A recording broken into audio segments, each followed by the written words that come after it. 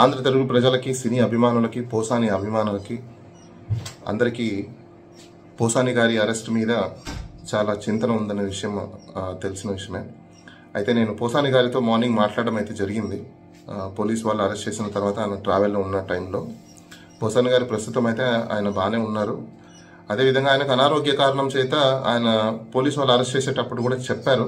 కానీ పోలీస్ వాళ్ళు ఏమాత్రం దాన్ని పట్టించుకోకుండా, ఏమాత్రం గైడ్లైన్స్ని ఫాలో అవ్వకుండా, ఏమాత్రం అర్నేష్ కుమార్ జడ్జ్మెంట్ని కానీ, లేకపోతే బిఎన్ఎస్ఎస్ యాక్ట్ని కానీ, లేకపోతే సీనియర్ సిటిజన్ కానీ దేన్ని కూడా ఫాలో అవ్వకుండా ఆయనను భయభ్రాంతులకి గురి చేసి ఆయన ఇంటి దగ్గర నుంచే తీసుకురావడం అయితే జరిగింది.